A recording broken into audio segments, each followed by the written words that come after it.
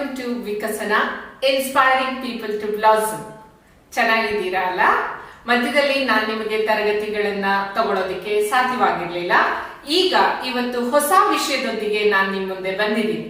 ಆ ವಿಷಯ ಯಾವುದು ಅಂತ ತಿಳ್ಕೊಳ್ಳೋ ಮುಂಚೆ ನೀವೆಲ್ಲರೂ ಒಂದು ಕಾನ್ಸೆಪ್ಟ್ ನ ಜ್ಞಾಪಕದಲ್ಲಿ ಇಟ್ಕೊಳ್ಳಿ. ನಾವೆಲ್ಲರೂ ಮನುಷ್ಯರು, ನಾವು robots ಒಂದೇನಾ? Are we similar to robots? Are we one and the same? No, right? Robots are different, human beings are different. So what are robots and what are human beings? When we analyze, we get three major differences. ನಮ್ಮ ಮಧ್ಯೆನೂ ಮತ್ತು robots ಮಧ್ಯೆನೂ ಬೇರೆ ಬೇರೆ ರೀತಿಯ difference ಇದೆ. ಅದರಲ್ಲಿ ಮೂರು ವಿಭಿನ್ನತೆಗಳನ್ನ ನಾವು ನೋಡ್ತೀವಿ. ಹಾಗಾದ್ರೆ ಏನದು? ರೋಬೋಟ್ಸ್ ಅಂದ್ರೆ ಆರ್ಟಿಫಿಷಿಯಲ್ ಇಂಟೆಲಿಜೆನ್ಸ್. ಅದು ಪ್ರೋಗ್ರಾಮ್ ರೂಪದಲ್ಲಿ ನಾವು ಫೀಡ್ ಮಾಡ್ತೀವಿ. ನಾವು ಕೊಟ್ಟಿರುವಂತ ಇನ್ಸ್ಟ್ರಕ್ಷನ್ ಪ್ರಕಾರ ರೋಬೋಟ್ಸ್ ಕೆಲಸ ಮಾಡ್ತಾ ಹೋಗುತ್ತೆ. ಮನುಷ್ಯರಿಗೂ ರೋಬೋಟ್ಸ್ಗೂ ಇರುವಂತ ಡಿಫರೆನ್ಸ್, ಮೊದಲನೇದು ಮನುಷ್ಯ ಸಂಘಜೀವಿ, ವಿ ಆರ್ ಸೋಷಿಯಲ್ ಬೀಯಿಂಗ್ಸ್. ಎರಡನೇ ಡಿಫರೆನ್ಸ್ ಮನುಷ್ಯ ಬುದ್ಧಿಜೀವಿ, ಇಂಟೆಲಿಜೆನ್ಸ್ ಇರುವಂತವ್ರು. ಮನುಷ್ಯನ ಇಂಟೆಲಿಜೆನ್ಸ್ ಇದ್ದನೇನೆ ರೋಬೋಟ್ಸ್ ಗಳನ್ನ ಕ್ರಿಯೇಟ್ ಮಾಡಿರೋದು. ಮೂರನೇ difference major difference, and this is the major difference between all the animals and human being, and it makes human being unique in this universe. That is emotions. ಮಾನವ ಭಾವನಾ ಜೀವಿ. ಎಲ್ಲರೂ ಒಪ್ಕೊಳ್ಳೋ ವಿಷಯ ಅಲ್ವಾ? ನಾವೆಲ್ಲರೂ ಭಾವನಾ ಜೀವಿಗಳೇ. ನಾನಾ ತರದ ಭಾವನೆಗಳು ನಮ್ಮಲ್ಲಿ ತುಂಬಿದವೆ. ನಮಗೆ ಕೋಪ ಬರುತ್ತೆ, ಸಿಡುಕು, ಸಿಟ್ಟು, ಅಥವಾ ಸಂತೋಷ, ದುಃಖ, ದುಗುಡ, ದುಮ್ಮಾನ, ಸರ್ಪ್ರೈಸ್, ವಿಸ್ಮಯ, ಕ್ರೋಧ, ಇವೆಲ್ಲವೂ ಭಾವನೆಗಳೇ. ಸೊ ಈ ಭಾವನೆಗಳಿಂದ ತುಂಬಿರೋದೇ ಈ ಮನುಷ್ಯ ಜೀವನ ಅಥವಾ ಮಾನವ. Human beings are social beings. Human beings are ಬುದ್ಧಿಜೀವಿಗಳು. They are filled with intelligence. Then third one, they are emotional beings. That is nothing but we are Bhavana ಜೀವಿ. So ಭಾವನಾ ಜೀವಿ ಅಂದ ಕೂಡಲೇ ನಮ್ಮ ಭಾವನೆಗಳು, ನಮ್ಮಲ್ಲಿರುವ ಭಾವನೆಗಳಿಂದ ನಾವು ಯಾವಾಗ್ಲೂ ಈ ಬದುಕಿನಲ್ಲಿ ತೇಲ್ಕೊಂಡು ಹೋಗ್ತಾ ಇರ್ತೀವಿ. ಆ ಭಾವನೆಗಳ ತೊಳಲಾಟದಲ್ಲಿ ಯಾವಾಗ್ಲೂ ಸಿಕ್ಕಾಕೊಂಡಿರ್ತೀವಿ. ಎಷ್ಟೋ ಜನ, ಸ್ಪೆಷಲಿ ಇವತ್ತಿನ ಸಿಚುವೇಶನ್ ಅಲ್ಲಿ ನಮ್ಮ ಸುತ್ತಮುತ್ತ ಇರೋಂಥವ್ರು, ಅವ್ರು ಪೊಲೀಸ್ ಆಗಿರ್ಬೋದು, ಡಾಕ್ಟರ್ಸ್ ಆಗಿರ್ಬೋದು, ನರ್ಸ್ಗಳಾಗಿರ್ಬೋದು, ಸ್ಟೂಡೆಂಟ್ಸ್ ಆಗಿರ್ಬೋದು, ನಂತರ ಅಧ್ಯಾಪಕರಾಗಿರ್ಬೋದು, ಅಥವಾ ಯಾರೇ IT BT ಎಂಪ್ಲಾಯೀಸ್ ಆಗಿರ್ಬೋದು, ಅಥವಾ ಮನೇಲಿರೋ ಹೋಮ್ ಮೇಕರ್, ಹೌಸ್ ವೈಫ್ಸು ಆಗಿರ್ಬೋದು. ಪ್ರತಿಯೊಬ್ಬರಿಗೂ ಜೀವನದಲ್ಲಿ ಒತ್ತಡ ಇದೆ. ಪ್ರತಿಯೊಬ್ಬರು ಒತ್ತಡದಲ್ಲಿ ಬದುಕ್ತಾ ಇದ್ದಾರೆ. ಆ ಒತ್ತಡದ ಬದುಕಿನಲ್ಲಿ ಅವರ ಭಾವನೆಗಳ ಜೊತೆ ಸಿಲುಕಿಕೊಂಡು ಅವರು ಹೈರಾಣಾಗಿ ಹೋಗ್ತಾ ಇದ್ದಾರೆ. ಸೊ ಇವತ್ತಿನ ಸೆಷನ್ಸ್ ಈ ಇಮೋಷನ್ಸ್ಗೆ ಸಂಬಂಧಿಸಿದ್ದು. ಏನದು ಇಮೋಷನ್ಸ್? ಈ ಭಾವನೆಗಳನ್ನ ನಾವು ಸರಿಯಾಗಿ ಹ್ಯಾಂಡಲ್ ಮಾಡದೆ ಹೋದ್ರೆ ಏನಾಗತ್ತೆ? ನಮ್ಮಿಂದ ಅನೇಕ ಅಚಾತುರ್ಯಗಳು ನಡೀತವೆ. ನಮ್ಗೆ ಎಷ್ಟೋ ಸತಿ ಅನ್ಸಿರ್ಬೋದು, ನಮ್ಮ ಹಿಂದೆ ನಾವು ನಡ್ಕೊಂಡು ಬಂದಂತ ರೀತಿ, ನಾನು ಹಿಂದೆ ಆ ರೀತಿ ನಡ್ಕೋಬಾರ್ದಿತ್ತು, ಈಗ ಅನ್ಸುತ್ತೆ ಆ ರೀತಿ ನಾನು ನಡ್ಕೊಂಡಿರೋದು ಯೋಚನೆ ಮಾಡಿದ್ರೆ ನನಗೆ ನನ್ನ ಮೇಲೆ ನಗು ಬರುತ್ತೆ ಅಂತ ನಾವು ಎಷ್ಟೋ ಸತಿ ಒಬ್ರತ್ರ ಹೇಳಿರ್ತೀವಿ. ಹಾಗಾದ್ರೆ ಏನದು? ಆಗಿನ ಒತ್ತಡದ ಸಿಚುವೇಶನ್ ಅಲ್ಲಿ ನಮ್ಮ ಭಾವನೆಗಳೇ ಬೇರೆ ಇತ್ತು. ಈಗ ನನಗೆ ಅದ್ರ ಮೇಲೆ ನನಗೆ ನಗು ಬರ್ತಾ ಇದೆ, ನಾನು ಆ ರೀತಿ ನಡ್ಕೋಬಾರ್ದಿತ್ತು, ಅಥವಾ ನಾನು ಮಾಡಿದ ತಪ್ಪಾಗಿದೆ. ಸೊ ಇದನ್ನೆಲ್ಲ ನಾವು ಆ ಸಮಯದಲ್ಲೇ ಸರಿ ಮಾಡಿದ್ರೆ ನಮ್ಮ ಸಂಬಂಧಗಳು, ನಮ್ಮ ಮನಸ್ಥಿತಿ ಪ್ರತಿಯೊಂದು ಶಾಂತವಾಗಿರ್ತಿತ್ತು ಅಲ್ವಾ? ಸೊ ಹಾಗಾದ್ರೆ ಯಾವ ವಿಷಯದ ಬಗ್ಗೆ ನಾವಿವತ್ತು ಮಾತಾಡ್ತಾ ಇದ್ದೀವಿ? ಅದಕ್ಕೂ ಮೊದಲು ತುಂಬಾ ಒಳ್ಳೆ ಸೇಯಿಂಗ್ ಇದೆ, we suffer more from feelings than from events. ಅಂದ್ರೆ ನಾವು ಘಟನೆಗಳಿಗಿಂತ ಜಾಸ್ತಿ ನಮ್ಮ ಭಾವನೆಗಳಿಂದ ಸಫರ್ ಆಗ್ತೀವಿ. ಹೀಗಾದ್ರೆ ಏನ್ ಮಾಡೋದು, ಹಾಗಾದ್ರೆ ಏನಾಗತ್ತೆ? ಸೊ ಈ ಮೆಟ್ಟಿಲುಗಳನ್ನ ನಾವು ಕನಸಿನ ಗೋಪುರದಲ್ಲೇ ಕಟ್ಕೊಂಡು ಹಾಗೆ ಹೇಳಿದ್ರೆ ಹೀಗೆ ಹೇಳ್ಬೇಕು, ಹೀಗೆ ಹೇಳಿದ್ರೆ ಹಾಗೆ ಹೇಳ್ಬೇಕು, ಇವ್ರು ಈ ತರ ನಡ್ಕೊಂಡ್ರೆ ನಾನು ಇದೇ ತರ ಬಿಹೇವ್ ಮಾಡ್ಬೇಕು. ಮೊದ್ಲೇ ಅದನ್ನ ನಾವು ಆಲೋಚಿಸಿ, ಘಟನೆಗಳೇ ನಡೆದಿರಲ್ಲ, ಆದ್ರೆ ನಮ್ಮ ಫೀಲಿಂಗ್ಸ್ ಅಲ್ಲೇ ನಾವು ಸಿಕ್ಕಾಕೊಂಡು ಅದ್ರಲ್ಲಿ ಮುಳುಗ್ ಹೋಗ್ತೀವಿ. ಸೊ ಇದು ಆಗದೆ ಇರೋ ರೀತಿ ನಾವು ಬದುಕಬೇಕಾದ್ರೆ ನಮ್ಮಲ್ಲಿ ನಮ್ಮ ಭಾವನೆಗಳ ಮೇಲೆ ಹತೋಟಿ ಇರಬೇಕು. ಅದು ಹೇಗೆ ಸಾಧ್ಯ ಅಂದ್ರೆ ಇವತ್ತಿನ ಕಾನ್ಸೆಪ್ಟ್ ಒಂದು ಚಿಕ್ಕ ಕಾನ್ಸೆಪ್ಟ್ ಇದು ಓಬಿದು. It is nothing but emotional intelligence, ನಮ್ಮ ಭಾವನಾತ್ಮಕ ಬುದ್ಧಿವಂತಿಕೆ. ನಮಗೆಲ್ಲಾ ರೀತಿಯ ಬುದ್ಧಿವಂತಿಕೆ ಇದೆ, ಆದ್ರೆ ಭಾವನೆಗಳನ್ನ ನಾವು ಬುದ್ಧಿವಂತಿಕೆಯಿಂದ ಹೇಗೆ ನಡೆಸ್ಕೋಬೇಕು. And this concept is very important for individual behavior because our behavior affects our organizational behavior. So ಕೆಲಸದಲ್ಲಿ ಇರೋರು, ಇಲ್ಲದೆ ಇರೋರು, ಮನೇಲಿ ಇರೋರು ಪ್ರತಿಯೊಬ್ಬರು ಭಾವನೆಗಳಲ್ಲಿ ಸಿಲ್ಕ್ ಹಾಕೊಂಡಿರ್ತಾರೆ. ಭಾವನೆಗಳ ತೊಳಲಾಟದಿಂದ ಅದನ್ನ ಮ್ಯಾನೇಜ್ ಮಾಡ್ದಲೇ ಒದ್ದಾಡ್ತಿರ್ತಾರೆ. ನಮ್ಮೆಲ್ಲರಿಗೂ ಬೇಕಾಗಿರೋ ಸೂಕ್ಷ್ಮವಾದ ಕಾನ್ಸೆಪ್ಟ್ ಇದು. ನಮ್ಮ ಬಿಹೇವಿಯರ್, ವರ್ತನೆಗಳನ್ನ ನಿರ್ಧರಿಸೋದು ಅದೇ ಇಮೋಷನಲ್ ಇಂಟೆಲಿಜೆನ್ಸ್. ಸೊ ಇಂದಿನ ತರಗತಿಯಲ್ಲಿ ನಾವು ಈ ಇಮೋಷನಲ್ ಇಂಟೆಲಿಜೆನ್ಸ್ ಬಗ್ಗೆ ಇನ್ನು ಸ್ವಲ್ಪ ಡೀಟೇಲ್ ಆಗಿ ತಿಳ್ಕೊಳ್ಳೋಣ. ಅಂದ್ರೆ ಇಮೋಷನ್ಸ್ ಅಂದ್ರೇನು, ಯಾವ ರೀತಿಯ ಇಮೋಷನ್ಸ್ ಇರುತ್ತೆ, ಇಮೋಷನ್ಸ್ಗೂ IQ ಇದಕ್ಕೂ ಡಿಫರೆನ್ಸ್ ಏನು, ಯಾಕೆ ಈ ಇಮೋಷನಲ್ ಇಂಟೆಲಿಜೆನ್ಸ್ ಅನ್ನೋಂಥದ್ದು ಇಷ್ಟು ಇಂಪಾರ್ಟೆನ್ಸ್ ಪಡ್ಕೋತಾ ಇದೆ. ಆರ್ಗನೈಸೇಷನ್ಸ್, ದೊಡ್ಡ ದೊಡ್ಡ ಕಂಪನಿಗಳಲ್ಲಿ ಇಮೋಷನಲ್ ಇಂಟೆಲಿಜೆನ್ಸ್ ಟ್ರೈನರ್ಸ್ ಯಾಕೆ ಬೇಕಾಗಿದ್ದಾರೆ, ಬಿಹೇವಿಯರ್ ಹೇಗೆ ಇದರಿಂದ ಮಾರ್ಪಾಡಾಗುತ್ತೆ, ಇಮೋಷನಲ್ ಇಂಟೆಲಿಜೆನ್ಸ್ ನಾವು ಕಲ್ತ್ಕೋಬಹುದಾ ಅಥವಾ ನಮಗೆ ಹುಟ್ಟಿನಲ್ಲೇ ಬಂದಿರುತ್ತಾ, ಹಾಗೆ ಇಮೋಷನಲ್ ಇಂಟೆಲಿಜೆನ್ಸ್ ಜೊತೆ IQ ಕೋಶಂಟ್ ಇದ್ದಾಗ ಏನಾಗುತ್ತೆ, ಮತ್ತೆ ನಮ್ಮ ಇಮೋಷನಲ್ ಇಂಟೆಲಿಜೆನ್ಸ್ ನ ಡೆವಲಪ್ ಮಾಡೋದು ಹೇಗೆ. ಸೊ ಈ ಎಲ್ಲ ಕಾನ್ಸೆಪ್ಟ್ ಗಳನ್ನ ಡೀಟೇಲ್ ಆಗಿ ಇವತ್ತು ಈ ತರಗತಿಯಲ್ಲಿ ನಾವು ತಿಳ್ಕೊಳ್ಳೋಣ. ಬನ್ನಿ. Welcome to the session emotional intelligence. ನಾವು ಭಾವನಾ ಜೀವಿಗಳು ಹಾಗೂ ಬುದ್ಧಿಜೀವಿಗಳು ಮತ್ತು ಸಂಘಜೀವಿಗಳು ಕೂಡ. ನಮ್ಮಲ್ಲಿ ನಾನಾ ಥರದ ಕಲ್ಚರ್ ಇದೆ. ನಾವು ಬೇರೆ ಬೇರೆ ರೀತಿಯ ರೂಲ್ಸು, ಡ್ಯೂಟೀಸು, ರೆಸ್ಪಾನ್ಸಿಬಿಲಿಟೀಸ್ನ ಪರ್ಸ್ಯೂ ಮಾಡ್ತಿರ್ತೀವಿ. ನಮ್ಮಲ್ಲಿ ಅನಾಲಿಟಿಕಲ್ ಎಬಿಲಿಟಿನೂ ಇದೆ. ಸೊ ಇದೆಲ್ಲದರ ಜೊತೆಗೆ ನಮ್ಮ ಭಾವನೆಗಳು ಕೂಡಿಕೊಂಡಾಗ ನಮಗೆ ಭಾವನೆಗಳಲ್ಲಿಯ ಬುದ್ಧಿವಂತಿಕೆಯ ಅತ್ಯವಶ್ಯಕತೆ ಇದೆ. ಸೊ ಇವತ್ತಿನ session dedicated specially for all category of people including you students importantly, but it also suits for all those who want to manage their emotions. With this, let me welcome you. Please keep it in mind that I have told you we suffer more from feelings than from events. So how to control our emotions is, or how to balance cleverly the emotions and move towards success is nothing but emotional intelligence. And I, Pratibha Jennifer, again take you through this session. Come. So in this session, we will be learning on what is the meaning of emotions, mood, etc. Then what is emotional intelligence? Then components of emotional intelligence, EQ versus IQ, why EI, that is importance of emotional intelligence, and how we can develop stage by stage emotional intelligence. So shall I start? Now you are seeing some pictures here, very colorful and very familiar faces, isn't it? Can you imagine your life without these things? ನಾವು ಪ್ರತಿಯೊಂದು ಕಡೆನೂ ಇದನ್ನು use ಮಾಡ್ತೀವಿ. ಆದರೆ ಇದಕ್ಕೆ ಏನಂತ ಕರಿತೀವಿ ಅಂತ ಒಬ್ರಿಗೂ ಸಾಮಾನ್ಯವಾಗಿ ಗೊತ್ತಿರಲ್ಲ. ಎಷ್ಟು ಜನರಿಗೆ ಗೊತ್ತು ನಾವು what do we call these pictures as? Can anybody imagine or can anybody think about it? Yes, they are called as emojis. Now we have different faces here. There are mischief, gloomy, dull, happy, sad, angry, all these type of faces filled with love, etc., etc. And we use it. Rather than we use it more than the words in today's communication. ನಾವು ಜಾಲತಾಣಗಳಲ್ಲಿ, ವಾಟ್ಸಪ್ಪಲ್ಲಿ ಹಾಗೂ Facebook ಯಾವುದನ್ನೇ use ಮಾಡ್ತಾ ಇದ್ರು, ಈ ಪಿಕ್ಚರ್ಸ್ನ ನಮ್ಮ ಭಾವನೆಗಳು ಅಥವಾ ಫೀಲಿಂಗ್ಸ್ನ ಎಕ್ಸ್ಪ್ರೆಸ್ ಮಾಡೋಕ್ಕೆ ಅತ್ಯಧಿಕವಾಗಿ ಬಳಸ್ತಾ ಇದ್ದೀವಿ. So can you imagine your life today without this? No. Can you imagine life without these main things? ನಮ್ಮ ಜೀವನದಲ್ಲಿ ನಾವು ಈ 6 ಥಿಂಗ್ಸ್ನ ಬಿಟ್ಟು ಬದುಕೋಕ್ಕಾಗುತ್ತಾ? Love, joy, fear, sadness, surprise and anger? ಖಂಡಿತವಾಗ್ಲೂ ಇಲ್ಲ.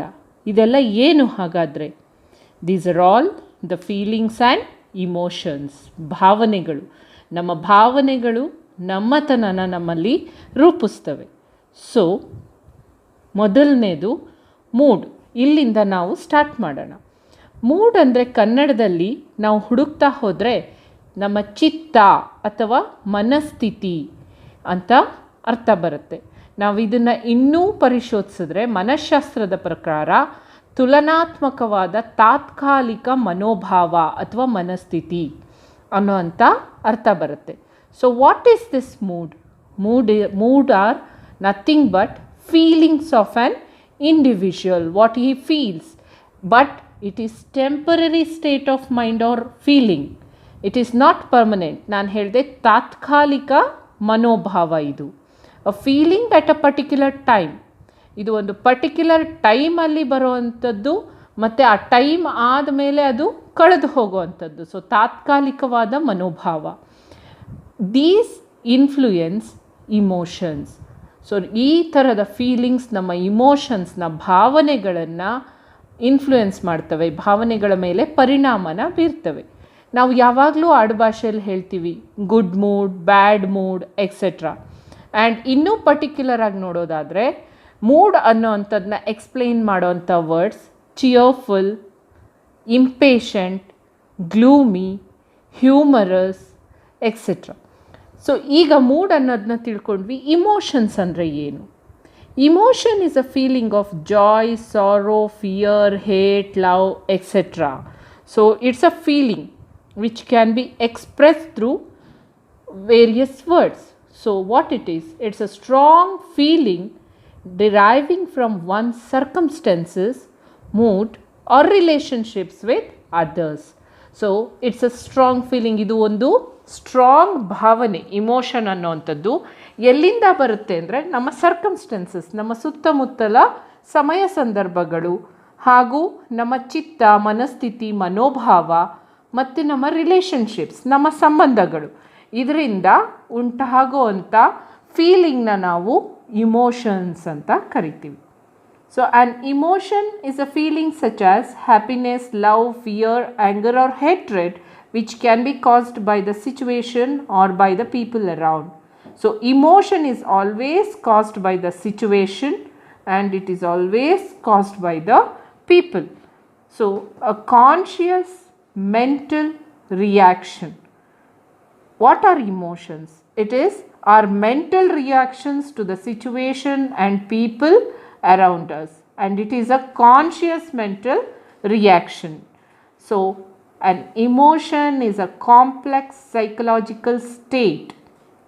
ಇಮೋಷನ್ ಅನ್ನೋವಂಥದ್ದು ಇನ್ನು ಮೂಡ್ಗಿಂತ ಮೇಲಿರೋವಂಥದ್ದು. ಮೂಡ್ ಅಂದರೆ ನಮ್ಮ ತಾತ್ಕಾಲಿಕ ಮನೋಭಾವ, ಆದರೆ ಇಮೋಷನ್ಸ್ ನಾವು ನಮ್ಮ ಸರ್ಕಮ್ಸ್ಟೆನ್ಸ್, ಮೂಡ್ ಹಾಗೂ ರಿಲೇಷನ್ಶಿಪ್ಪಿಂದ ಬರೋವಂಥದ್ದು. ಏನದು? It's an complex psychological state that involves 3 distinct components. First one subjective experience. Subjective ಅಂದರೆ ವ್ಯಕ್ತಿನಿಷ್ಠ ಪ್ರತಿಕ್ರಿಯೆ ಅಥವಾ ವ್ಯಕ್ತಿನಿಷ್ಠ ಎಕ್ಸ್ಪೀರಿಯನ್ಸ್. ನೆಕ್ಸ್ಟ್ ಫಿಸಿಯಾಲಜಿಕಲ್ ರೆಸ್ಪಾನ್ಸ್ ಅಂದರೆ ಶಾರೀರಿಕ ಪ್ರತಿಕ್ರಿಯೆ. And a behavioural or expressive response, that is ವರ್ತನೆಯ ಪ್ರತಿಕ್ರಿಯೆ. ಸೊ ಇಮೋಷನ್ ಅನ್ನೋವಂಥದ್ದು ನಮ್ಮ ಮನಸ್ಥಿತಿಗೆ, ಮನಃಶಾಸ್ತ್ರಕ್ಕೆ, ಸೈಕಲಾಜಿಕಲ್ ಸ್ಟೇಟ್, ಸೊ ಸೈಕಾಲಜಿಗೆ ಸಂಬಂಧಿಸಿದ್ದು, ಅದು ಕಾಂಪ್ಲೆಕ್ಸ್ ಆಗಿರೋವಂಥದ್ದು. 3 ಥರದಲ್ಲಿ ನಾವು ಅದನ್ನು ನೋಡ್ತೀವಿ. It is subjective, it is physiological and it is express through our behaviour. ನಮ್ಮ ಇಮೋಷನ್ಸ್ನ ನಮ್ಮ ಬಿಹೇವಿಯರಲ್ಲಿ, ವರ್ತನೆಯಲ್ಲಿ ನಾವು ತೋರಿಸ್ತೀವಿ. ಹಾಗೂ ಇದು ವ್ಯಕ್ತಿನಿಷ್ಠ ಪ್ರತಿಕ್ರಿಯೆ. ಒಬ್ಬರು ಅವರ ಇಮೋಷನ್ಸ್ ಅವರು ಮಾತ್ರ ತೋರ್ಸೋಕ್ಕೆ, ಪ್ರತಿಕ್ರಿಯಿಸೋಕ್ಕೆ ಸಾಧ್ಯ. ಹಾಗೆ ಇದು ನಮ್ಮ ಶಾರೀರಿಕ ಪ್ರತಿಕ್ರಿಯೆ ಕೂಡ. ನಮ್ಮ ದೇಹದಲ್ಲಿ ಆ ಪ್ರತಿಕ್ರಿಯೆನ ನಾವು ತೋರಿಸ್ತೀವಿ, ಹಾಗೆ ನಮ್ಮ ವರ್ತನೆಯಲ್ಲೂ ಕೂಡ ನಾವು ಆ ಪ್ರತಿಕ್ರಿಯೆನ ತೋರಿಸ್ತೀವಿ. ಈಗ ನಿಮಗೆ ಮೂಡ್ ಮತ್ತು ಇಮೋಷನ್ಸ್ ಇವುಗಳ ಎರಡರ ಬಗ್ಗೆನೂ ತಿಳ್ಕೊಂಡಾಯಿತು. ಏನು ಇಮೋಷನ್ಸ್ ಇದ್ದಾವೆ ಅಥವಾ ಇಮೋಷನ್ಸ್ ಅಂತ ಹೇಳೋದಾದರೆ, ಇಟ್ ಈಸ್ ಇಂಟರ್ನಲ್ ಕಾನ್ಷಿಯಸ್, ನಮ್ಮ ಒಳಗಿರುವ ಕಾನ್ಷಿಯಸ್ನೆಸ್. ಇದು ನಮ್ಮ ಏನು ಹೇಳ್ಬೋದು ನಾವು ಅಂದರೆ ನಮ್ಮ ಸಂಪೂರ್ಣ ಆತ್ಮಶಕ್ತಿ, ಅದಕ್ಕೆ ಸಂಬಂಧಿಸಿದ್ದು. ದೇ ಆರ್ ಪ್ರೈವೇಟ್ ಎಕ್ಸ್ಪೀರಿಯನ್ಸ್, ಅದು ಅವರವರ private experience. And it is because we cannot actually see the feelings, we use various operational definitions. Joy, sorrow, fear ಅನ್ನೋಂಥದ್ದು ನಾವು ಆ ಎಕ್ಸ್ಪ್ರೆಷನ್ಗೆ ಇಟ್ಟಿರೋ ಅಂಥ ಹೆಸರು. And we infer observable behaviour associated with that. So ಆ ಫೀಲಿಂಗ್ ಆಫ್ ಇಮೋಷನ್ಸ್ನ ನಾವು ಬಿಹೇವಿಯರಲ್ಲಿ ನೋಡ್ತೀವಿ. ಸೊ ಮುಂದೆ ಹೋಗೋಣ. ಸೊ ಈಗ ಇಲ್ಲಿ 6 ಥರದ ಯೂನಿವರ್ಸಲ್ ಇಮೋಷನ್ಸ್ ಇದೆ. ನಾವು ನವರಸಗಳು ಅಂತ ಕನ್ನಡದಲ್ಲಿ ಕರಿತೀವಿ. ಆದರೆ ಪ್ರಪಂಚಾದ್ಯಂತ 6 universal emotions are identified in human being. It is happiness, sadness, fear, disgust, anger and surprise. Happiness santosha, sadness dukkha, fear bhaya, disgust ಅಂದರೆ ಡಿಸ್ಲೈಕ್, ಇಷ್ಟ ಇಲ್ದಲೇ ಇರೋವಂಥದ್ದು, ಆ್ಯಂಗರ್ ಅಂದರೆ ಸಿಟ್ಟು, ಕೋಪ, ಸರ್ಪ್ರೈಸ್ ಅಂದರೆ ಆಶ್ಚರ್ಯ. ಸೊ ಇವು ಯೂನಿವರ್ಸಲ್ ಇಮೋಷನ್ಸ್, ಪ್ರಪಂಚಾದ್ಯಂತ ಕಾಮನ್ ಆಗಿ ನಮಗೆ ಸಿಗುವಂಥ ಇಮೋಷನ್ಸ್. ಈ ಪ್ರತಿಯೊಂದು ಇಮೋಷನ್, ಈಗ ನೀವೊಂದು ಆ್ಯಕ್ಟಿವಿಟಿ ಮಾಡಿದ್ರೆ ನೀವು ಯಾವುದೇ ಇಮೋಷನ್ನ ಈ ಮೇಲಿರೋ ಬ್ಲ್ಯಾಂಕ್ ಸ್ಥಳದಲ್ಲಿ ಹಾಕಿದ್ರೆ, ಬಿಟ್ಟ ಸ್ಥಳ ತುಂಬಿ ಅಂತ ಹೇಳಿದ್ರೆ, ನೀವು ಹ್ಯಾಪಿನೆಸ್ನ ತೆಗೆದಲ್ಲಿ ಹಾಕಿದ್ರೆ ಇನ್ನೊಬ್ಬರಲ್ಲೂ ನೀವು ಹ್ಯಾಪಿನೆಸ್ ಸ್ಪ್ರೆಡ್ ಮಾಡ್ತೀರಾ. ಸ್ಯಾಡ್ನೆಸ್ನ ಫೀಲ್ ಮಾಡಿದ್ರೆ ಸ್ಯಾಡ್ನೆಸ್ನ ಸ್ಪ್ರೆಡ್ ಮಾಡ್ತೀರಾ. So it is contiguous. ಒಬ್ಬರಿಂದ ಒಬ್ಬರಿಗೆ ನಮ್ಮ ಇಮೋಷನ್ಸ್ನ ನಾವು ಗುಂಪಲ್ಲಿದ್ದಾಗ ಸ್ಪ್ರೆಡ್ ಮಾಡೋ ಸಾಧ್ಯತೆ ಬಹಳ ಜಾಸ್ತಿ. ಸೊ ಇಮೋಷನ್ಸ್ ಅನ್ನೋದು ನಿಮಗೆ ಅರ್ಥ ಆಯಿತು ಅಂತ ಅಂದ್ಕೊಂಡು, ವಾಟ್ ಈಸ್ ಇಮೋಷ್ನಲ್ ಇಂಟೆಲಿಜೆನ್ಸ್? ಹಾಗಾದರೆ ಇವತ್ತಿನ ಪಾಠ ಇದರ ಬಗ್ಗೆ. ಸೊ ಇಮೋಷನ್ಸ್ ಅಂದರೆ ನಮಗೆ ಗೊತ್ತಾಯಿತು, ನಮ್ಮ ಭಾವನೆಗಳು. What is emotional intelligence? Emotion is a state of mind, but intelligence is the ability to learn or understand or to deal with new or trying situations, the skilled use of reason. So it is cognitive ability to learn, ಕಲಿಕೆ. ನಾವು ಕಲಿಯೋದ್ರಲ್ಲಿ ಇರೋಂಥ ನಮ್ಮ ಕೌಶಲ್ಯ, ability. The cognitive ability of an individual to learn from experience, to reason well and to cope effectively with the demands of daily living. So ಇದು ನಮ್ಮ ಬುದ್ಧಿಶಕ್ತಿಗೆ ಸಂಬಂಧಿಸಿದ್ದು. Emotions ಅಂದರೆ ನಮ್ಮ ಭಾವನೆಗಳು, ಇಂಟೆಲಿಜೆನ್ಸ್ ಅಂದರೆ ಬುದ್ಧಿವಂತಿಕೆ. ಒಟ್ಟಿಗೆ ಸೇರಿದಾಗ ಭಾವನಾತ್ಮಕ ಬುದ್ಧಿವಂತಿಕೆ ಆಗುತ್ತೆ. ಸೊ ಹಾಗಾದರೆ emotional intelligence or EI is the ability to understand and manage our own emotions and those of the people around. So ನಮ್ಮ ಇಮೋಷನ್ಸ್ನ ಅರ್ಥ ಮಾಡ್ಕೊಳ್ಳೋ ಎಬಿಲಿಟಿ, ಅದನ್ನು ಮ್ಯಾನೇಜ್ ಅಂದರೆ ನಿರ್ವಹಿಸುವ ಎಬಿಲಿಟಿ, ಮತ್ತು ಬೇರೆಯವರು ನಮ್ಮ ಜೊತೆ ಇರೋ ಇತರರ ಇಮೋಷನ್ಸ್ನ ಅರ್ಥ ಮಾಡಿಕೊಂಡು ಅದನ್ನು ಮ್ಯಾನೇಜ್ ಮಾಡೋದೇ ಇಮೋಷ್ನಲ್ ಇಂಟೆಲಿಜೆನ್ಸ್. ಬನ್ನಿ ಇನ್ನೂ ಸ್ವಲ್ಪ ಡೀಲಾಗಿದ್ರ ಬಗ್ಗೆ ನೋಡೋಣ. ಡೀಟೇಲಾಗಿ ನೋಡೋದಾದರೆ, ಈ ಇಮೋಷ್ನಲ್ ಇಂಟೆಲಿಜೆನ್ಸ್ ಥಿಯರಿನ ಇಷ್ಟು ಫೇಮಸ್ ಮಾಡಿದವರು ಡೇನಿಯಲ್ ಗೋಲ್ಮೆನ್. ಸೊ ಇವರ ಪ್ರಕಾರ ಇಮೋಷ್ನಲ್ ಇಂಟೆಲಿಜೆನ್ಸ್ ಅಂದರೆ ಏನು? It is the capacity for recognising our own feelings and those of others, for motivating our self, for managing emotions well in our self and in our relationship. So Daniel Goleman has told it very clearly. It is the capacity of an individual for recognising our own feelings. Recognising ಅಂದರೆ ಗುರುತಿಸುವುದು, feelings ಅಂದರೆ ಭಾವನೆಗಳು. ಇದು ಪ್ರತಿಯೊಬ್ಬರ ಸಾಮರ್ಥ್ಯ. ಅವರವರ ಭಾವನೆಗಳನ್ನು ಗುರುತಿಸುವ ಸಾಮರ್ಥ್ಯ ಮತ್ತು ಇತರರ ಭಾವನೆಗಳನ್ನು ಗುರುತಿಸುವ ಸಾಮರ್ಥ್ಯ, ಹಾಗೂ ನಮ್ಮನ್ನು ನಾವು ಪ್ರೇರೇಪಿಸಿಕೊಳ್ಳೋದು ಮತ್ತು ನಮ್ಮ ಇಮೋಷನ್ಸ್ ಭಾವನೆಗಳನ್ನು ಮ್ಯಾನೇಜ್ ಮಾಡೋದು, ನಿರ್ವಹಿಸುವುದು. ಸೊ ಇದನ್ನು ನಿರ್ವಹಿಸಿ ನಮ್ಮನ್ನು ನಾವೇ ನಮ್ಮ ಭಾವನೆಗಳನ್ನು ನಿರ್ವಹಿಸಿ ನಂತರ ನಮ್ಮ ರಿಲೇಷನ್ಶಿಪ್ಸ್ ಅಂದರೆ ಬೇರೆಯವರ ಜೊತೆ ನಮ್ಮ ಸಂಬಂಧಗಳನ್ನು ಚೆನ್ನಾಗಿರೋ ಥರ ನೋಡ್ಕೊಳ್ಳೋದು. So it is recognising the feelings of self and others and managing the emotions of our self and our relationships is nothing but emotional intelligence. ನಾವೀಗ ಡೇನಿಯಲ್ ಗೋಲ್ಮನ್ ಹೇಳಿದ್ದು 1990ರ ದಶಕಗಳಲ್ಲಿ. ಹಾಗಾದರೆ ಇಮೋಷ್ನಲ್ ಇಂಟೆಲಿಜೆನ್ಸ್ ಅನ್ನೋದಿರಲಿಲ್ವಾ ಅಂದರೆ, emotional intelligence is there from the day one of human life.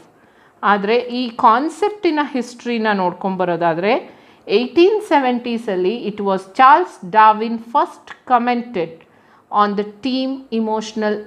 the term emotional intelligence. Then in 1930s, social intelligence was first identified by Tromdike, and in 1940s it is suggested. Then in 1950s, psychologist Maslow described how people can build emotional intelligence. ಹಾಗಾದರೆ ಇದು ಅಲ್ಲಿಗೆ ನಿಂತಿಲ್ಲ. Charles ಡಾರ್ವಿನ್ನಿನ ಥಿಯರಿಯಿಂದ ಶುರುವಾಗಿದ್ದು emotional intelligence ಅನ್ನೋವಂಥ ಪದ ಅದು develop ಆಗ್ತಾ 1990ಸಲ್ಲಿ Daniel ಗೋಲ್ಮ್ಯಾನ್ನ ಕಾಂಟ್ರಿಬ್ಯೂಷನಿಂದ ಅವರ special book his popularized EI with his best-selling book that advocates EI ahead of IQ. So Daniel Goleman ಹೇಳಿದ್ರು, ಇವತ್ತಿನ ಸಮಾಜದಲ್ಲಿ, ಇವತ್ತಿನ ಪ್ರಪಂಚದಲ್ಲಿ ಇಂಟೆಲಿಜೆಂಟ್ ಕೋಶಂಟ್ ಅಲ್ಲ, it is the EQ, emotional quotient, which is much ahead, and only with EQ you can have a successful organisation ಅನ್ನೋದನ್ನು ಹೇಳಿದ್ರು. So ನಾವು ಈಗ ಹಿಸ್ಟ್ರಿ ಆಫ್ EIನ ತಿಳ್ಕೊಂಡ್ವಿ. ನೋಡಿದ್ರಲ್ಲ ಸ್ಟೂಡೆಂಟ್ಸ್, ನಮ್ಮ ಮೂಡ್ ಅಂದ್ರೆ ಏನು ಅಂದ್ರೆ ನಮ್ಮ ಮನೋಭಾವ, ಆಮೇಲೆ ನಾವು ಇಮೋಷನ್ಸ್ ಅಂದ್ರೆ ಏನು, ಭಾವನೆಗಳು ಅಂದ್ರೆ ಏನು, 6 ತರದ ಇಮೋಷನ್ಸ್ ನಮ್ಮಲ್ಲಿ ಇರುತ್ತೆ. ಮೇನ್ ಆಗಿ ಯೂನಿವರ್ಸಲಿ ಎಲ್ಲಾ ಪ್ರಪಂಚಾದ್ಯಂತ 6 ತರದ ಇಮೋಷನ್ಸ್ ನ ಇಂಪಾರ್ಟೆಂಟ್ ಇಮೋಷನ್ಸ್, ಭಾವನೆಗಳು, ಮನುಷ್ಯರಲ್ಲಿ ಇರುವಂತ ಕಾಮನ್ ಭಾವನೆಗಳು ಅಂತ ಅದನ್ನ ಪರಿಗಣಿಸಿದ್ದಾರೆ. ಸೊ ಅದ್ರ ಬಗ್ಗೆ ತಿಳ್ಕೊಂಡ್ವಿ. ಆಮೇಲೆ ಈ ಇಮೋಷನ್ಸ್ ಅನ್ನೋದು ಕಂಟ್ಯಾಜಿಯಸ್, ಅಂದ್ರೆ ಒಂದು ಸಾಂಕ್ರಾಮಿಕ ರೋಗ ತರ. ನನ್ನಲ್ಲಿ ಭಯ ಇದ್ರೆ ನಾನು ಇನ್ನೊಬ್ರಲ್ಲೂ ಆ ಭಯನೇ ಉಂಟು ಮಾಡ್ತೀನಿ. ನನ್ನಲ್ಲಿ ಹ್ಯಾಪಿನೆಸ್ ಇದ್ರೆ, ಸಂತೋಷ ಇದ್ರೆ ನಾನು ಸಂತೋಷನೇ ಹಂಚ್ತೀನಿ. ಸೊ ನಮ್ಮ ಇಮೋಷನ್ಸ್ ಅನ್ನೋದು ಒಬ್ರಿಂದ ಒಬ್ರಿಗೆ ನಾವು ಸಾಂಕ್ರಾಮಿಕವಾಗಿ ಹರಡುವಂಥದ್ದು ಕೂಡ ಆಗಿದೆ. ಸೊ ಮೂಡ್ ಅಂದ್ರೆ ಏನು, ಮೂಡ್ಗೂ ಇಮೋಷನ್ಗೂ ವ್ಯತ್ಯಾಸ ಏನು, ನೆಕ್ಸ್ಟ್ ಇಮೋಷನಲ್ ಇಂಟೆಲಿಜೆನ್ಸ್ ಅಂದ್ರೆ ಏನು, ಮತ್ತೆ ಇಮೋಷನಲ್ ಇಂಟೆಲಿಜೆನ್ಸ್, ಈ ಭಾವನಾತ್ಮಕ ಬುದ್ಧಿವಂತಿಕೆ ಯಾರು ಫಸ್ಟ್ ಪಯೋನೀರ್ ಮಾಡಿದ್ರು, ಯಾರು ಹೇಳಿದ್ರು, ಇದರ ಹಿಸ್ಟ್ರಿ ಏನು, ಡೆವಲಪ್ಮೆಂಟ್ ಏನು ಅನ್ನೋದ್ರ ಬಗ್ಗೆ ಇಂಟ್ರಡಕ್ಟರಿ ಪಾರ್ಟ್ ನ ನಾವು ನೋಡಿದ್ವಿ. ಈಗ ನಾವು ನೆಕ್ಸ್ಟ್ ಕಾನ್ಸೆಪ್ಟ್ ಅಲ್ಲಿ ಕಾಂಪೋನೆಂಟ್ಸ್ ಆಫ್ ಇಮೋಷನಲ್ ಇಂಟೆಲಿಜೆನ್ಸ್ ನ ನೋಡ್ತೀವಿ. ಮೇನ್ ಆಗಿ 4 ಮೇಜರ್ ಕಾಂಪೋನೆಂಟ್ಸ್ ಇದರಲ್ಲಿ ಇದೆ. ಸೊ ಆ 4 ಮೇಜರ್ ಕಾಂಪೋನೆಂಟ್ಸ್ ಯಾವುದು, ನಮ್ಮ ಬಿಹೇವಿಯರ್ ಬಗ್ಗೆ, ನಮ್ಮ ಇಮೋಷನ್ಸ್ ಬಗ್ಗೆ, ನಮ್ಮ ಇಮೋಷನ್ಸ್ ನಮ್ಮ ಬಿಹೇವಿಯರ್ ನ ಹೇಗೆ ಡಿಸೈಡ್ ಮಾಡ್ತವೆ, ನಮ್ಮ ಇಮೋಷನ್ಸ್ ಜೊತೆ ನಾವು ಬೇರೆಯವರ ಇಮೋಷನ್ಸ್ ನ ಹೇಗೆ ಹ್ಯಾಂಡಲ್ ಮಾಡಬೇಕು, ಇದನ್ನ ನಾವು ಕಾಂಪೋನೆಂಟ್ಸ್ ಅಲ್ಲಿ ನೋಡೋಣ. ಹಾಗೆ further, what is the difference between EQ and IQ? EQ stands for emotional quotient and IQ stands for intelligence quotient. Emotional quotient ಅಂದ್ರೆ ಭಾವನಾತ್ಮಕ ಅಂಶ ನಮ್ಮಲ್ಲಿ ಎಷ್ಟಿದೆ, ಅದರಿಂದ ಏನ್ ಪ್ರಯೋಜನ. IQ ಅಂದ್ರೆ ನಮ್ಮ ಬುದ್ಧಿಶಕ್ತಿಗೆ ಸಂಬಂಧಿಸಿದ್ದು, ಬುದ್ಧಿವಂತಿಕೆಯ ಅಂಶ. ಇದು ಪ್ರತಿಯೊಬ್ಬರಲ್ಲಿ ಇರುವಂತದ್ದು. ಕೆಲವು ಕೆಲಸಗಳಿಗೆ IQ ನೋಡ್ತಾರೆ, ಆದ್ರೆ EQ ನ ಮರೀತಾರೆ. ಸೊ IQ ಮತ್ತೆ EQ ಇವೆರಡರಲ್ಲಿ ಒಂದು ಆರ್ಗನೈಸೇಷನ್ ಅಲ್ಲಿ ಸಕ್ಸಸ್ಫುಲ್ ಆಗೋದಕ್ಕೆ ಯಾವುದು ಮುಖ್ಯ, ನಾವು ಅದ್ರ ಬಗ್ಗೆ, ಅದರ ಡಿಫರೆನ್ಸಸ್ ಮತ್ತೆ EQ IQ ಇವೆರಡರದ್ದು ತುಲನಾತ್ಮಕ ಭಾವನೆ, ಇದನ್ನ ನೋಡ್ಕೊಂಡ್ ಬರೋಣ ಬನ್ನಿ. Now we are dealing with the main part of EI, that is composition, components of EI. So ಇಲ್ಲಿ ನಾವು ನೋಡ್ತಾ ಇದ್ದೀವಿ personal competence, social competence and what I C and what I do. So ಇದರ ಪ್ರಕಾರ there are 4 core skills in emotional intelligence. First one is self-awareness, second one is self-management, third one is social awareness, and fourth one is relationship management. They are called as components of EI. ಇದನ್ನೇ self awareness, self control, empathy and relationships ಅಂತಲೂ ಕರೀತಾರೆ. Self awareness ಅಂದರೆ ಸ್ವಯಂ ಅರಿವು. So self awareness ಅನ್ನೋದಂದರೆ ಏನು, self control ಅಂದರೆ ನಮ್ಮನ್ನು ನಾವು ಕಂಟ್ರೋಲ್ ಮಾಡ್ಕೊಳ್ಳೋದು, ನಿರ್ವಹಿಸ್ಕೊಳ್ಳೋದು. ಎಂಪತಿ ಅಂದರೆ ಅನುಭೂತಿ, ಅಂದರೆ ಬೇರೆಯವರ ಫೀಲಿಂಗ್ಸ್ ಇಮೋಷನ್ಸ್ನ ನಾವು ಅನುಭವಕ್ಕೆ ತಂದ್ಕೊಳ್ಳೋದು, ಸೋಷಿಯಲ್ ಅವೇರ್ನೆಸ್. ಆ್ಯಂಡ್ ರಿಲೇಷನ್ಶಿಪ್ಸ್ ಅಂದರೆ ಆ ಸೋಷಿಯಲ್ ಅವೇರ್ನೆಸ್ಸಿಂದ ನಮ್ಮ ರಿಲೇಷನ್ಶಿಪ್ಸ್, ಬೇರೆಯವರ ಜೊತೆಗಿನ ಸಂಬಂಧವನ್ನು ನಾವು ಹೇಗೆ ನಿರ್ವಹಿಸ್ತೀವಿ, ಹ್ಯಾಂಡಲ್ ಮಾಡ್ತೀವಿ ಅನ್ನೋಂಥದ್ದು. So the 4 major components R self awareness, self management, social awareness and relationship management. Come let us see one after the other. So ಈಗ ಮೊದಲನೇದು ಸೆಲ್ಫ್ ಅವೇರ್ನೆಸ್, ಸ್ವಯಂ ಅರಿವು. ಸೊ ಇಮೋಷನಲ್ ಇಂಟೆಲಿಜೆನ್ಸ್ನ ಮೊದಲ component. Recognise your own emotions and how they affect your thoughts and behaviour. So self awareness ಅಂದರೆ ಸ್ವಯಂ ಅರಿವು, ನಮ್ಮನ್ನು ನಾವು ಅರಿತ್ಕೋಬೇಕು, ನಮ್ಮಲ್ಲಿರೋಂಥ ಇಮೋಷನ್ಸ್ ಯಾವುದು ಮತ್ತು ಅವು ನಮ್ಮನ್ನು ಯಾವ ರೀತಿ ನಮ್ಮ ಮನಸ್ಥಿತಿಯನ್ನು, ನಮ್ಮ ವರ್ತನೆಯನ್ನು ಅಫೆಕ್ಟ್ ಮಾಡ್ತಾ ಇದ್ದಾವೆ ಅನ್ನೋವಂಥದ್ದನ್ನ ತಿಳ್ಕೊಳ್ಳೋ ಅಂಥದ್ದು. Emotional self awareness is very must. ನಮ್ಮ ಇಮೋಷನ್ಸ್ ಬಗ್ಗೆ ನಾವು ತಿಳ್ಕೊಳ್ಳೋದು ಬಹಳ ಮುಖ್ಯ. Accurate self assessment should be done and we have to always have self confidence. ನಮ್ಮ ಮೇಲೆ ನಮಗೆ ನಂಬಿಕೆ ಇರಬೇಕು ಮತ್ತು ನಾವು ಸರಿಯಾದ ನಿಖರವಾದ ಅಸೆಸ್ಮೆಂಟ್ ಅಂದರೆ ತಿಳುವಳಿಕೆ, ನಮ್ಮ ಬಗ್ಗೆ ನಮ್ಮ ಅಸೆಸ್ಮೆಂಟ್ನ ಮಾಡ್ಕೋಬೇಕು. ಎರಡನೇ ಮೇಜರ್ ಕಾಂಪೊನೆಂಟ್ ಸೆಲ್ಫ್ ಅವೇರ್ನೆಸ್ ಆದಮೇಲೆ ಬರುವಂಥದ್ದು ಸೆಲ್ಫ್ ಮ್ಯಾನೇಜ್ಮೆಂಟ್. ಸೊ ಹೇಗೆ ನಾವು ಇದನ್ನು ನಿರ್ವಹಿಸ್ತೀವಿ, ನನಗೆ ಬೇಗ ಕೋಪ ಬರುತ್ತೆ, ನಾನು ಬೇಗ ಒತ್ತಡಕ್ಕೆ ಒಳಗಾಗ್ತೀನಿ ಅನ್ನೋವಂಥದ್ದು ಸೆಲ್ಫ್ ಅವೇರ್ನೆಸ್. ನಾನು ಇದನ್ನು ಹೇಗೆ ತಡ್ಕೊಳ್ತೀನಿ, ಹೇಗೆ ಕಂಟ್ರೋಲ್ ಮಾಡ್ಕೋತೀನಿ ಅನ್ನೋವಂಥದ್ದು self management. Control impulsive feelings and behaviours, manage your emotions in healthy ways. So self management is controlling ನಮ್ಮ ಇಂಪಲ್ಸಿವ್ ಅಂದರೆ ಸಡನ್ನಾಗಿ ಬರುವಂಥ ಫೀಲಿಂಗ್ಸ್ ಮತ್ತು ನಮ್ಮ ವರ್ತನೆಯನ್ನು, ಭಾವನೆಗಳು ಮತ್ತು ಅದಕ್ಕೆ ಸಂಬಂಧಿಸಿದ ವರ್ತನೆಯನ್ನು ನಾವು ಕಂಟ್ರೋಲ್ ಮಾಡೋದು. Then managing the emotions in a healthy way, ಯಾರಿಗೂ ಅಫೆಕ್ಟ್ ಆಗದೇ ಇರೋ ರೀತಿ ನಾವು ಅದನ್ನು ಆರೋಗ್ಯಕರ ರೀತಿಯಲ್ಲಿ ಅದನ್ನು ನಿರ್ವಹಿಸೋದು. It is emotional self control.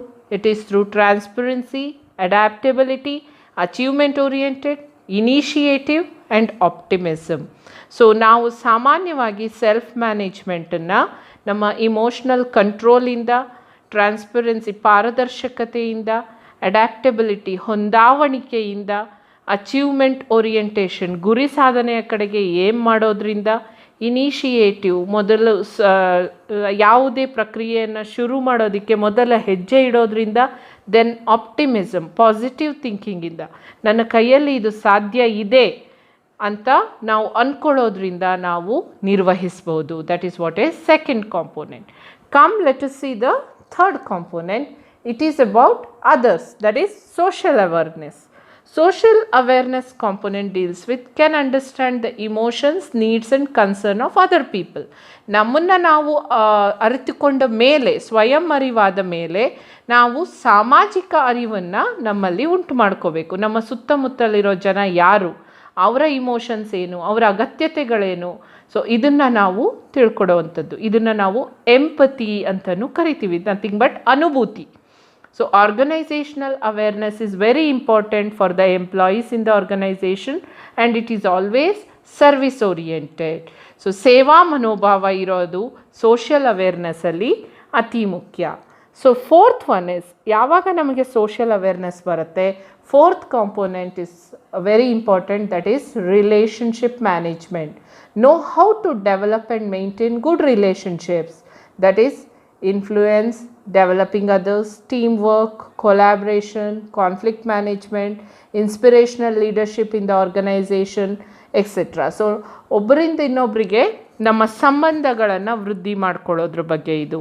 So ಇದು ಟೀಮ್ ವರ್ಕಲ್ಲಿರ್ಬೋದು, ಭಿನ್ನಾಭಿಪ್ರಾಯಗಳನ್ನ ನಿರ್ವಹಿಸೋದ್ರಲ್ಲಿರ್ಬೋದು, ನಾಯಕತ್ವ ಮುಂದಾಳತ್ವ ವಹಿಸೋದ್ರಲ್ಲಿರ್ಬೋದು, ಬೇರೆಯವರಿಗೆ ಇನ್ಫ್ಲೂಯೆನ್ಸ್ ಮಾಡಿ ಡೆವಲಪ್ ಮಾಡೋದಿರ್ಬೋದು. ಇದನ್ನೆಲ್ಲ ನಾವು ರಿಲೇಷನ್ಶಿಪ್ ಮ್ಯಾನೇಜ್ಮೆಂಟಿನ ಭಾಗದಲ್ಲಿ ನೋಡ್ತೀವಿ. So now we have seen the 4 important component of emotional intelligence. Next will move on what is E Q versus I Q. E Q ಅಂದರೆ ಇಮೋಷ್ನಲ್ ಕೋಶೆಂಟ್, ಐ ಕ್ಯೂ ಅಂದರೆ intelligent quotient. E Q ಅಂದರೆ ಕನ್ನಡದಲ್ಲಿ ಭಾವನಾತ್ಮಕ ಅಂಶ, ಭಾವನಾತ್ಮಕ ಬುದ್ಧಿವಂತಿಕೆಯನ್ನು measure ಮಾಡೋದು ಭಾವನಾತ್ಮಕ ಅಂಶ. ಐ ಕ್ಯೂ ಅಂತಂದರೆ ಇಂಟೆಲಿಜೆನ್ಸ್ ಕೋಶಂಟ್, ದಟ್ ಈಸ್ ಬುದ್ಧಿವಂತ ಅಂಶ. ಸೊ ಇವೆರಡರ ಮಧ್ಯೆ ಏನು difference? Earlier people used to think that good IQ people are asset to an organization, but in reality what it is? See, what you are seeing is iceberg. The tip of the iceberg is IQ and the immersed part of the iceberg is EQ. ನೀರಿನೊಳಗಡೆ ಮುಳುಗಿರೋವಂಥದ್ದು emotional quotient, ಅಷ್ಟು ಭಾಗ emotional quotient ತಗೊಳುತ್ತೆ. ಆದರೆ ಬುದ್ಧಿವಂತ ಅಂಶ I Q ಅನ್ನೋವಂಥದ್ದು ನೀರಿನ ಮೇಲೆ ಕಾಣಿಸುವ ಮಂಜುಗಡ್ಡೆ. So I Q tells how smart we are, but E Q tells about self-awareness, motivation, managing self, our social skills, empathy, managing relationship, etc. So what is the difference? We'll go on seeing it. IQ mainly used to measure one's cognitive capabilities and it is required for performing a job. ಒಬ್ಬರ ಬುದ್ಧಿವಂತಿಕೆಯ ಅಂಶ ಎಷ್ಟು ಅಂತ measure ಮಾಡೋದು I Q, and I Q is always required for performing a job. ಯಾವುದೇ ಕೆಲಸ ಮಾಡೋದಕ್ಕೂ ಈ ಬೇಸಿಕ್ ಐ ಕ್ಯೂ ಅನ್ನೋವಂಥದ್ದು ಬೇಕು. ಸೊ ಆದರೆ E Q is required for the performer to remain stable always and to continue his or her performance at the same level and or to increase it steadily. IQ ಅನ್ನೋವಂಥದ್ದು ಬೇಕಾಗಿರೋವಂಥ specifications ಒಂದು ಕೆಲಸ ಮಾಡೋಕ್ಕೆ. ಒಬ್ಬ engineer, computer engineer ಒಂದು ಕಂಪ್ಯೂಟ್ರಲ್ಲಿ ಕೆಲಸ ಮಾಡಬೇಕು ಅಂದರೆ ಬೇಕಾಗಿರೋವಂಥ ಅರ್ಹತೆ ಏನು, ಅದು ಐ ಕ್ಯೂ ಆಗಿದ್ದರೆ, ಇ ಕ್ಯೂ ಅನ್ನೋವಂಥದ್ದು ಆ ಪರ್ಫಾರ್ಮರ್ ಆ ಕೆಲಸದಲ್ಲಿ ಸ್ಟೇಬಲ್ ಆಗಿ, ಸ್ಟಡಿಯಾಗಿ, ಕಂಟಿನ್ಯೂಯಸ್ ಆಗಿ ಅವನ ಪರ್ಫಾರ್ಮೆನ್ಸ್ ಕೊಡೋದಕ್ಕೆ ಹೆಲ್ಪ್ ಮಾಡುತ್ತೆ ಹಾಗೂ ಅದನ್ನು ಡೆವಲಪ್ ಮಾಡೋಕ್ಕೆ ಹೆಲ್ಪ್ ಮಾಡುತ್ತೆ. ನೆಕ್ಸ್ಟ್ ನೋಡೋದಾದರೆ, an individual success rate at work depends on his or her EQ and IQ in the ratio of 80:20. See, this is from the research which they have shown that EQ is 80%, IQ is 20% for the success rate at work. A good manager can get by with an average IQ but needs a higher than average EQ. ಯಾವುದೇ ಒಬ್ಬ manager ತುಂಬ ಒಳ್ಳೆ manager ಆಗಿ ಕೆಲಸದಲ್ಲಿ ಅವನು ಹೋಗಬೇಕಾದ್ರೆ I Q average ಆಗಿದ್ರೂ ಪರವಾಗಿಲ್ಲ, ಅವನ ಬುದ್ಧಿವಂತಿಕೆ ಅಂಶ, ಆದರೆ ಅವನ ಇ ಕ್ಯೂ ಮಾತ್ರ ಹೈಯರ್ ದ್ಯಾನ್ ಆ್ಯಾವ್ರೇಜ್ ಇರಬೇಕು, ಅಂದರೆ ಗುಡ್ ಅನ್ನೋಂಥ ರೇಟಿಂಗಲ್ಲಿ ಇರಬೇಕು. An employee with higher emotional intelligence can convince his or her colleagues about a certain argument by appealing to their emotions. So emotional intelligence ಇರೋವಂಥ ವ್ಯಕ್ತಿ ಅವರ ಕೆಲಸಗಳನ್ನು ಅವರ ಕೊಲೀಗ್ಸ್ಗೆ ಎಕ್ಸ್ಪ್ಲೇನ್ ಮಾಡಬೇಕಾದ್ರೆ ತುಂಬ ಈಸಿಯಾಗಿ ಅವರ ಇಮೋಷನ್ಸ್ನ ಅರ್ಥ ಮಾಡಿಕೊಂಡು ಎಫೆಕ್ಟಿವ್ ಆಗಿ ಅಪ್ಲೈ ಮಾಡ್ತಾರೆ.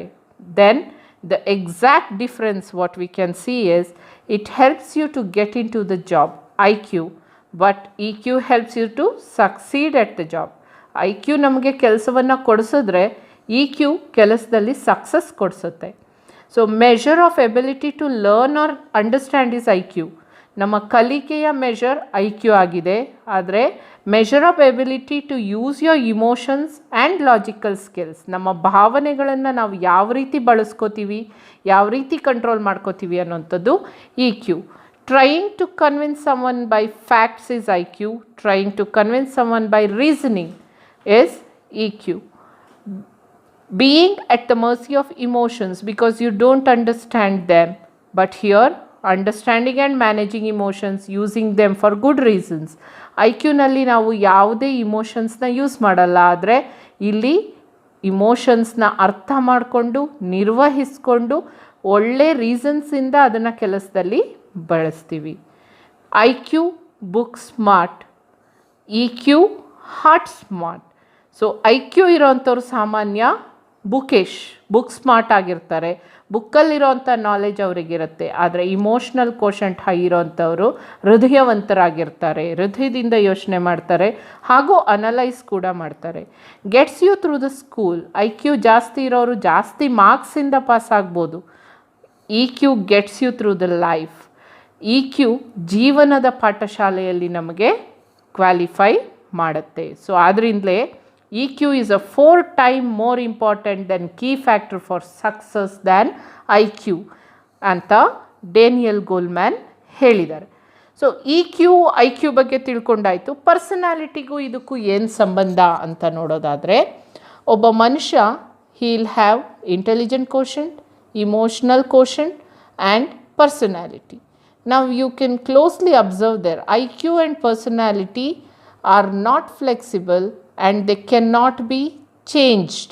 They are stable over lifetime. But see the emotional intelligence or EQ, it is flexible and you can change it, able to change. That means EQ can be learnt and adopted in the lifetime. That's why EQ has more important. We can change our emotional intelligence, or we can improve it rather through various activities, training, rigorous methods, etc. So shall we go forward? Therefore, an efficient use of both IQ and EQ contribute towards the success of an organization, and it's all about what we call the qualities of both head and heart. So head ಅನ್ನೋಂಥದ್ದು I Q ಆದರೆ, brain ಆದರೆ, heart is E Q. Combination of this head and heart will really decide the success. IQ is also important, and more than that EQ is also important for success. ನಾವು ಈಗ ತಾನೇ 4 important components of emotional intelligence ನ ನೋಡಿದ್ವಿ. Self awareness, self management, social awareness and relationship management. ಈ 4 components emotional intelligence ನ ಪರಿಪೂರ್ಣತೆಯನ್ನ ತೋರಿಸುತ್ತೆ. ಈ emotional ಇಂಟೆಲಿಜೆನ್ಸ್ಗೂ intelligent ಕೋಶೆಂಟ್ಗೂ ಏನು ವ್ಯತ್ಯಾಸ? What is the differences between emotional intelligence and intelligence quotient or emotional quotient and intelligent quotient ಅನ್ನೋದನ್ನ ನಾವು ನೋಡಕ್ ಹೋದಾಗ ನಮಗೆ ಗೊತ್ತಾಗಿದ್ದು ಐ ಕ್ಯೂಗಿಂತ ಇ ಕ್ಯೂ ಮುಖ್ಯ. 4 times it is effective, EQ. An average person who is having higher EQ can perform well in the organization than a person having highest IQ level. So ಅದರಿಂದ ನಮಗೆ E Q ಅನ್ನೋದು I ಕ್ಯೂಗಿಂತ ಮುಖ್ಯ ಅನ್ನೋದು ನಮಗೆ ಇತ್ತೀಚೆಗೆ ಗೊತ್ತಾಗ್ತಾ ಇರೋ ಸಂಗತಿ. ಇದನ್ನ ಬೆಳಕಿಗೆ ತಂದವರು ನಾನು ಆಗ್ಲೇ ಹೇಳಿದೆ ಡೇನಿಯಲ್ ಗೋಲ್ಮ್ಯಾನ್. ಅವರ ರಿಸರ್ಚಿನ ಫಲನೇ ಇದು ನಾವಿವತ್ತು ಇಮೋಷನಲ್ ಇಂಟೆಲಿಜೆನ್ಸ್ ಬಗ್ಗೆ ಇಷ್ಟೊಂದು ಮಾತಾಡ್ತಾ ಇರೋದು. ಸೊ ಇಮೋಷನಲ್ ಇಂಟೆಲಿಜೆನ್ಸ್ ಅಲ್ಲಿ ಮುಂದಿನ ನಮ್ಮ ತರಗತಿಯಲ್ಲಿ ಇವತ್ತು ನಾವು ಈ ಇಮೋಷನಲ್ ಇಂಟೆಲಿಜೆನ್ಸಿನ ಇಂಪಾರ್ಟೆನ್ಸ್ ಏನು, why do organisation should follow emotional intelligence, why they have to encourage or give more and more training for their employees on this aspect. And then second is how to develop emotional intelligence, because we have seen when we compare personality, IQ and EQ, it is EQ which can be developed. So through training, through various activities we can develop. So we will see why it is important and how we can develop it. Come.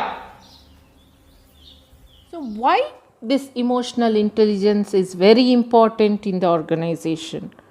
Rather it is important for everybody's life. Why it is important anta nododadre, it is important because all the skills that we talk about depend on our emotional intelligence. It is the foundation for all critical skills of an individual. It can be flexibility, it can be social skills, it can be assertiveness, trust, anger management, stress tolerance, empathy, time management, decision making, change. Anything that you name, it is depending upon EQ of an individual for everyday's life and also for the organizational development. So it affects directly the individual behavior and which also affects the organizational behavior. So further, what is it? It helps individual to build and maintain relationship with their peers and superiors. So emotional intelligence ಬೇಕು. ಯಾಕೆಂದರೆ ನಮ್ಮ relationships ಬೇರೆಯವ್ರ ಜೊತೆ, ನಮ್ಮ ಕೈ ಕೆಳಗೆ ಕೆಲಸ ಮಾಡೋರ ಜೊತೆ ಇರ್ಬೋದು, ನಮ್ಮ ಜೊತೆ ಕೆಲಸ ಮಾಡೋರು ಇರ್ಬೋದು ಅಥವಾ ನಮ್ಮ ಸುಪೀರಿಯರ್ಸ್ ಇರ್ಬೋದು, ಹೈಯರ್ ಅಪ್ಸ್ ಇರ್ಬೋದು, ಅವರ ಜೊತೆ ನಾವು ಒಳ್ಳೆ ರಿಲೇಷನ್ಶಿಪ್ನ ಬಿಲ್ಡ್ ಮಾಡೋಕ್ಕೆ ಹಾಗೂ ಮೇಂಟೈನ್ ಮಾಡೋಕ್ಕೆ ಬೇಕು. A high emotional quotient has been identified as a key factor in leadership success. So emotional quotient high ಇದ್ದವರು ಒಳ್ಳೆ ಲೀಡರ್ಸ್ ಆಗ್ತಾರೆ ಅನ್ನೋವಂಥದ್ದು ರಿಸರ್ಚಿಂದ ಪ್ರೂವ್ ಆಗಿದೆ.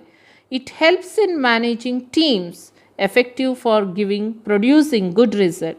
So this also affects management of teams in the organization. ಮತ್ತು ಇದು ಆ team ಕೊಡೋ ಅಂಥ ರಿಸಲ್ಟ್ಸನ್ನು effective ಆಗಿಸುತ್ತೆ ಅನ್ನೋವಂಥದ್ದು ಇನ್ನೊಂದು ಅಭಿಪ್ರಾಯ. It is directly related to the performance and success of an organisation. So ಯಾವ ಆರ್ಗನೈಸೇಷನಲ್ಲಿ ಇಮೋಷ್ನಲ್ ಇಂಟೆಲಿಜೆನ್ಸ್ ಅನ್ನೋಂಥ ಕಾನ್ಸೆಪ್ಟಿಗೆ ಒತ್ತು ಕೊಟ್ಟಿದ್ದಾರೋ ಆ ಥರದ ಆರ್ಗನೈಸೇಷನ್ ಪರ್ಫಾರ್ಮೆನ್ಸ್ ಮತ್ತು ಸಕ್ಸಸ್ ಯಾವಾಗಲೂ ಚೆನ್ನಾಗೇ ಇರುತ್ತೆ. And devaluing emotional quotient result in suppressing emotions. Emotional quotient resultsನ ಯಾರಾದರೂ ಡಿವ್ಯಾಲ್ಯೂ ಮಾಡಿದ್ರೆ it is like pressing the emotions, suppressing, ತುಳಿಯೋ ಅಂಥದ್ದಾಗತ್ತೆ ಇಮೋಷನ್ಸ್ ಮತ್ತು ಫೀಲಿಂಗ್ಸ್ನ. And the zeal to work towards any goal. So individual ಮೇಲೆ ಲೂಸ್ ದ ಇಂಟ್ರೆಸ್ಟ್. ಝೀಲ್ ಅಂದರೆ ಇಲ್ಲಿ ಅವರ ಇಂಟ್ರೆಸ್ಟ್, ಅದನ್ನು ಅವರು ಕಳ್ಕೊಳ್ತಾರೆ. ಸೊ ಅದರಿಂದ ಯಾವತ್ತೂ ಬೇರೆಯವರ ಇಮೋಷನ್ಸ್ನ ನಾವು ಸಪ್ರೆಸ್ ಮಾಡಬಾರ್ದು. ಅದರಿಂದ emotional intelligence is very important. So why it is? In Australia there was a research conducted by Swinburne University, and it has been given the outcome. There is a direct relationship between emotional intelligence and occupational stress, emotional intelligence and absenteeism, teamwork and effectiveness, quality of interpersonal relationships, performance, that is customer service and sales, innovation and creativity, job satisfaction and organizational commitment. ಒಂದು research ಪ್ರಕಾರ, ಸಂಶೋಧನೆ ಪ್ರಕಾರ, emotional intelligence the major patterns are the major factors of OB ಅದರ ಮೇಲೆ ಪರಿಣಾಮನ ಬೀರ್ತಾ ಇದೆ ಅನ್ನೋವಂಥ outcome ಬಂದಿದೆ.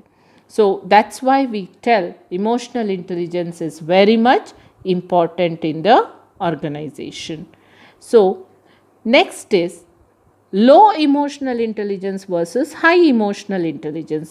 So emotional intelligence low ಇದ್ದರೆ ಯಾವ ರೀತಿ ಬಿಹೇವ್ ಮಾಡ್ತಾರೆ, ಇಮೋಷ್ನಲ್ ಇಂಟೆಲಿಜೆನ್ಸ್ ಹೈ ಇದ್ದರೆ ಯಾವ ರೀತಿ ಬಿಹೇವ್ ಮಾಡ್ತಾರೆ ಅಂತ ನೋಡೋದಾದರೆ, ಲೋ ಇರೋರು ಅಗ್ರೆಸಿವ್, ಡಿಮ್ಯಾಂಡಿಂಗ್, ಈಗೋಸ್ಟಿಕ್, ಬಾಸಿ ಈ ಥರ ಇದ್ದರೆ, ಹೈ ಇರೋವಂಥವ್ರು assertive, positive thinkers, ambitious, driving, strong willed, decisive ಆಗಿರ್ತಾರೆ. So they will be warm, enthusiastic, sociable, charming, persuasive, then patience, stable, predictable, consistent, good listener, detailed, careful, meticulous, systematic and neat. So high emotional intelligence ಇರೋಂಥವ್ರು they can manage their emotions well, and because of which they are having all positive aspects of life. Whereas with the low emotional intelligence, they are passive, they are aggressive, they are bossy, they are not liked by anybody, they are critical, fussy, hard to please, very much perfectionistic, very slow, stubborn, etc., which are on the negative side of a personality. So for framing the personality also, emotional intelligence is very much required. So how can we develop this? ಹಾಗಾದರೆ ಇಷ್ಟು important ಅಂತ ಹೇಳ್ತಾ ಇದ್ದೀನಲ್ಲ, ಇದನ್ನು develop ಮಾಡಲಿಕ್ಕೆ ಸಾಧ್ಯ ಇದೆಯಾ? ಹೌದು, ಖಂಡಿತವಾಗ್ಲೂ ಇದನ್ನು ನಾವು ಚೇಂಜ್ ಮಾಡ್ಬೋದು. ಪ್ರತಿಯೊಬ್ಬರೂ ಅವರವರ ಭಾವನಾತ್ಮಕ ಬುದ್ಧಿವಂತಿಕೆಯನ್ನು ಹೆಚ್ಚಿಸ್ಕೋಬೋದು. It is with impact. I for insight, M for motivation, P for planning, A for activity, C for consolidation and T for tracking. Insight into ourselves. ನಮ್ಮನ್ನು ನಾವೇ ಆಂತರಿಕ ಶೋಧನೆಯನ್ನು ಮಾಡಿಕೊಂಡು ನಮ್ಮ ಇಮೋಷನ್ಸ್ಗಳ ಬಗ್ಗೆ ತಿಳ್ಕೊಳ್ಳೋದು. Next we should get motivation. ನಾವು ನಮ್ಮನ್ನೇ ಆ ದಿಕ್ಕಿನಲ್ಲಿ, ಇಮೋಷ್ನಲ್ ಇಂಟೆಲಿಜೆನ್ಸ್ ಡೆವಲಪ್ ಮಾಡೋ ದಿಕ್ಕಿನಲ್ಲಿ ಮೋಟಿವೇಟ್ ಮಾಡ್ಕೊಳ್ಳೋದು, ಪ್ರೇರೇಪಣೆ ಮಾಡ್ಕೊಳ್ಳೋದು. Next comes planning. ಯೋಜನೆ ಮಾಡ್ಕೋಬೇಕು, ನಮ್ಮಲ್ಲಿರೋವಂಥ ಇಮೋಷನ್ಸ್ ಯಾವುದು, ಯಾವ ಇಮೋಷನ್ಸ್ ನಮ್ಮನ್ನು ಅಫೆಕ್ಟ್ ಮಾಡುತ್ತೆ ಮತ್ತು ನಾವು ಅದನ್ನು ಯಾವ ರೀತಿ ರೆಡ್ಯೂಸ್ ಮಾಡ್ಕೋಬೋದು. ಡಿಸೈಡ್ ದ ಆ್ಯಕ್ಟಿವಿಟಿ, ನಾವು ಯಾವ ಕೆಲಸಗಳನ್ನು ಮಾಡೋದ್ರಿಂದ ಆ ಇಮೋಷನ್ಸ್ನ ಕಂಟ್ರೋಲ್ ಮಾಡ್ಬೋದು, ಮ್ಯಾನೇಜ್ ಮಾಡ್ಬೋದು ಅನ್ನೋವಂಥದ್ದು. Then consolidate it, then track it, ಮೊದಲೇ ಹೇಗಿತ್ತು ಈಗ ಹೇಗಿದೆ. So these are some simple steps to develop EI. There are some other tips also to develop. This is watch your stress levels. ನಮ್ಮ ಒತ್ತಡಗಳ level ಯಾವ ರೀತಿ ಇದೆ ಅನ್ನೋವಂಥದ್ದನ್ನ ನಾವು ಪರಿಶೀಲಿಸೋದು. Then always have a habit of listening to your emotions. ನಿಮ್ಮ ಭಾವನೆಗಳನ್ನು ನೀವು ಅರ್ಥ ಮಾಡ್ಕೋಬೇಕು. Listen to it and classify your emotions. ನಿಮ್ಮ ಇಮೋಷನ್ಸ್ ಯಾವ ರೀತಿ ನಿಮ್ಮನ್ನು ಎಫೆಕ್ಟ್ ಮಾಡ್ತವೆ ಅನ್ನೋ ಆಧಾರದ ಮೇಲೆ ನಿಮ್ಮ ಪರ್ಸನಾಲಿಟಿಗೆ ಆ ಇಮೋಷನ್ಸ್ ಎಷ್ಟು ಮುಖ್ಯ ಹಾಗೂ ಯಾವ ರೀತಿ ಅದು ನಿಮಗೆ ಅಫೆಕ್ಟ್ ಆಗುತ್ತೆ ಅನ್ನೋ ಆಧಾರದ ಮೇಲೆ ಅವುಗಳನ್ನ ವಿಂಗಡಣೆ ಮಾಡಬೇಕು. ಅದಾದ ಮೇಲೆ use non verbal language when you are having problem with your emotions. ಆದಷ್ಟು ನಮ್ಮ ನಾನ್ ವರ್ಬಲ್ ಕಮ್ಯುನಿಕೇಷನ್ನ ನಾವು ಯೂಸ್ ಮಾಡ್ತೀವಿ. ನಾನ್ ವರ್ಬಲ್ ಕಮ್ಯುನಿಕೇಷನ್ ಅಂದರೆ ಯಾವುದೇ ಶಬ್ದ ಪ್ರಯೋಗಗಳು ಇಲ್ಲದೆ, ಮಾತುಗಳಿಲ್ಲದೆ ನಾವು ನಾನ್ ವರ್ಬಲ್ ಲ್ಯಾಂಗ್ವೇಜ್ನ ಯೂಸ್ ಮಾಡೋವಂಥದ್ದು. ಹಾಗೂ ಇನ್ಕ್ಲೂಡ್ ಹ್ಯೂಮರ್ ಇನ್ ಅ ಕ್ರಿಯೇಟಿವ್ ಮ್ಯಾನರ್. ಹ್ಯೂಮರ್ ಅಂದರೆ ಹಾಸ್ಯ, ಅದನ್ನು ಹೊಸತನದಲ್ಲಿ ಕ್ರಿಯೇಟಿವ್ ಆಗಿ ಬಳಕೆ ಮಾಡಬೇಕು ಆ ಥರದ ಪರಿಸ್ಥಿತಿಯಲ್ಲಿ. Always survive hardship. ಯಾವಾಗಲೂ ಕಷ್ಟದ ಸಿಚುವೇಷನಲ್ಲಿ ನಮ್ಮ ಒತ್ತಡಗಳಿರ್ಬೋದು, ನಮ್ಮ ಭಾವನೆಗಳಿರ್ಬೋದು, ಅವುಗಳನ್ನು ನಾವು ಸಪ್ರೆಸ್ ಮಾಡೋದಕ್ಕೆ ನೋಡಬೇಕಂದ್ರೆ ನಾವು ಅದನ್ನು ಕಂಟ್ರೋಲ್ ಮಾಡೋದಕ್ಕೆ ನೋಡಬೇಕು. And survive in the hardship. ಕಷ್ಟದ ಟೈಮಲ್ಲಿ ಯಾವುದೇ ಥರದ ಭಿನ್ನಾಭಿಪ್ರಾಯಗಳಿದ್ದರೆ ನಾವು ಅದನ್ನು ಸಾಲ್ವ್ ಮಾಡಬೇಕು. Resolve your conflicts. So with this, on the whole, emotional intelligence is the clever use of one's emotions. So ಒಬ್ಬರ ಇಮೋಷನ್ಸ್ನ ಚಾಣಾಕ್ಷ ರೀತಿಯಿಂದ ಬಳಕೆ ಮಾಡೋದನ್ನು ನಾವು ಇಮೋಷ್ನಲ್ ಇಂಟೆಲಿಜೆನ್ಸ್ ಅಂತ ಕರಿತೀವಿ. It is very important for the personal wellbeing, leadership ability, team performance, occupational stress and improving decision making. So emotional intelligence is very much required for an individual. With this note, I end this session for you. Quickly we will summarize. Thank you for listening to the session, and after summary we will understand in nutshell what we have learned today. ತರಗತಿ ಮುಗಿಸೋ ಸಮಯ ಆಯಿತು. ಎಲ್ಲರೂ ಒಂದು step ಇಮೋಷನಲ್ಲಿ ಮೇಲ್ ಹತ್ತಿ intelligent ಆಗಿದ್ದೀರಾ ಅಂತ ಅಂದ್ಕೊಳ್ತೀನಿ.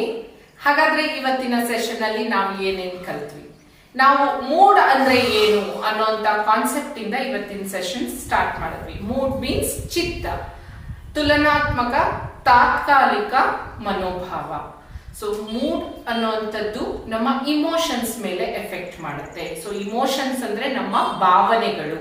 ಈ ಭಾವನೆಗಳು ನಮ್ಮ ರೆಸ್ಪಾನ್ಸ್, ನಮಗೆ ಆಗುವಂತ ನಮ್ಮ ಸರ್ಕಮ್ಸ್ಟೆನ್ಸ್ ಅಲ್ಲಿ ನಮ್ಮ ಶಾರೀರಿಕ ಪ್ರತಿಕ್ರಿಯೆ ಇರ್ಬೋದು ಅಥವಾ ನಮ್ಮ ಬಿಹೇವಿಯರಲ್ ಪ್ರತಿಕ್ರಿಯೆ ಇರ್ಬೋದು, ಅದನ್ನ ನಾವು ಇಮೋಷನ್ಸ್ ಅಂತ ಕರಿತೀವಿ. So there are world wide universally accepted emotions. They are 6. So 6 ತರದ ಇಮೋಷನ್ಸ್ ಇದೆ. ನಾನು ನಿಮಗೆ ಆಲ್ರೆಡಿ ಹೇಳಿದೆ. ಸಂತೋಷ, ದುಃಖ, ಆಶ್ಚರ್ಯ, fear, disgust, dislike, all these things. 6 ತರದ ಇಮೋಷನ್ಸ್ ನ ನಾವು world wide universal emotions in human beings ಅಂತ ತಿಳ್ಕೊತೀವಿ. ಆಮೇಲೆ ಈ ಇಮೋಷನ್ ಅನ್ನುವಂಥದ್ದು ಕಂಟ್ಯಾಜಿಯಸ್. ನಾವು ಎಲ್ಲಿ ಹೋಗ್ತೀವೋ ಅಲ್ಲಿ ಇಮೋಷನ್ಸ್ ನ ಹರಡ್ತಾ ಹೋಗ್ತೀವಿ. ನಾನು ಹೋದ ಕಡೆ ಸಂತೋಷ, ನಗು ಇರಬೇಕು ಅಂದ್ರೆ ನಾನು ಅದನ್ನೇ ಹರಡ್ತೀನಿ. ದುಃಖ, ದುಗುಡ, ದುಮಾನ ನಾನು ತೋರಿಸಿದ್ರೆ ಅದು ನನ್ನ ಜೊತೆ ಇರೋರ್ಗೂ ಹರಡುತ್ತೆ. So emotions are contagious. Next concept ಅಲ್ಲಿ ಮೇನ್ ಆಗಿ ನಾವು ನೋಡಿದ್ವಿ ಇಮೋಷನಲ್ ಇಂಟೆಲಿಜೆನ್ಸ್ ಅಂದ್ರೆ ಏನು. What is emotional intelligence? ನಮ್ಮ ಇಮೋಷನ್ಸ್ ನ ನಾವು ತಿಳ್ಕೊಳ್ಳೋದು, ಬೇರೆಯವರ ಇಮೋಷನ್ಸ್ ನಾವು ಅರ್ಥ ಮಾಡ್ಕೊಳ್ಳೋದು, ಹಾಗೂ ನಮ್ಮ ಇಮೋಷನ್ಸ್ ನ ಮ್ಯಾನೇಜ್ ಮಾಡಿ ನಮ್ಮ ರಿಲೇಶನ್ಶಿಪ್ ಅನ್ನ ಮ್ಯಾನೇಜ್ ಮಾಡೋದನ್ನ ನಾವು ಇಮೋಷನಲ್ ಇಂಟೆಲಿಜೆನ್ಸ್ ಅಂತ ಕರಿತೀವಿ. So there are 4 major components of emotional intelligence. That is self-awareness, self-management, social awareness and relationship management. ಇದ್ರ ಬಗ್ಗೆ ನಾವು ಡೀಟೇಲ್ ಆಗಿ ತಿಳ್ಕೊಂಡ್ವಿ. ನೆಕ್ಸ್ಟ್ ಮೇನ್ ಆಗಿ ತಿಳ್ಕೊಂಡಿದ್ದು ಇಕ್ಯೂ ಅಂಡ್ ಐಕ್ಯೂ, ಇವೆರಡರ ಮಧ್ಯೆ ಇರುವಂತ ಡಿಫರೆನ್ಸ್ ಏನು. Emotional quotient and intelligence quotient. ಒಂದು ಕಾಲದಲ್ಲಿ ಇಂಟೆಲಿಜೆನ್ಸ್ ಕೋಶೆಂಟ್ಗೆ ತುಂಬಾ ಮಹತ್ವ ಕೊಡ್ತಾ ಇದ್ರು, ಆದ್ರೆ ಇವತ್ತಿನ ಆರ್ಗನೈಸೇಷನ್ಸ್ ಇಕ್ಯೂಗೆ ತುಂಬಾ ಮಹತ್ವ ಕೊಡ್ತಾ ಇದೆ. IQ was tip of the iceberg. It only tells how smart we R, what we have learn, how we are fit into the organization. But EQ is immersed in water.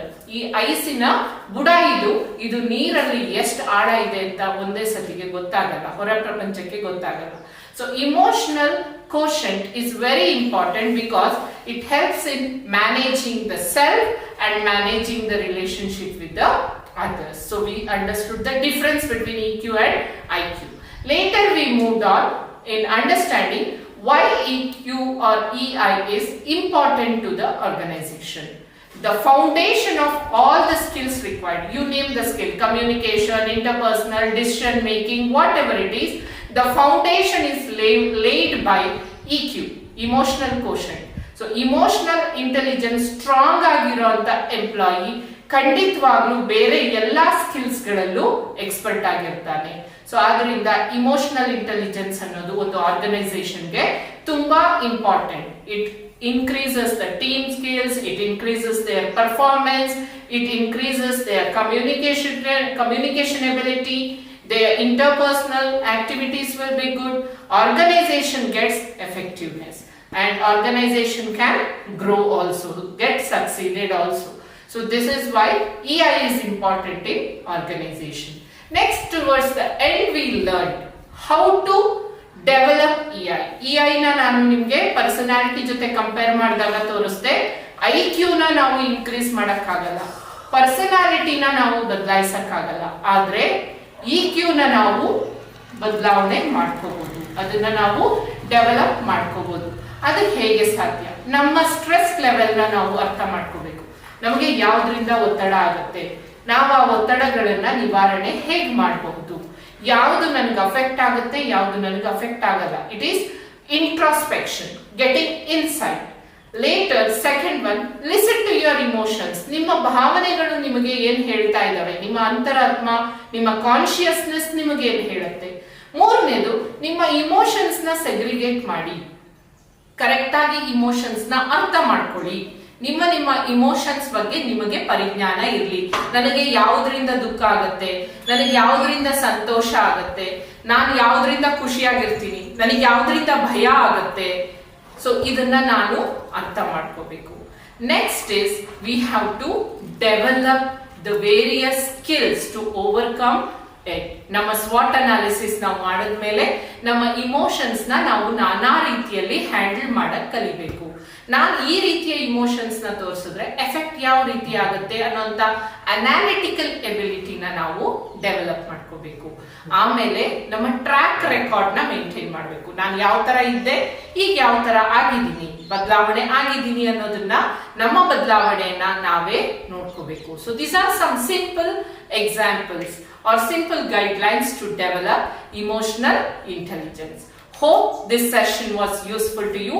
Though it is a small concept of organizational behavior, it is most important for everybody's life. It can be housewife or working class or students or people like me. So everybody requires emotional intelligence, and ಇವತ್ತಿನ ತರಗತಿ ನಿಮ್ಮ ಜೀವನಕ್ಕೆ ಸ್ವಲ್ಪ ಮಟ್ಟಿಗಾದ್ರೂ ಉಪಯೋಗ ಆಗತ್ತೆ ಅಂತ ತಿಳ್ಕೊಂಡು ನನ್ನ ತರಗತಿನ ಮುಗಿಸ್ತಾ ಇದ್ದೀನಿ. ತರಗತಿ ಅಟೆಂಡ್ ಮಾಡಿದ್ದಕ್ಕೆ ಧನ್ಯವಾದಗಳು. Thank you.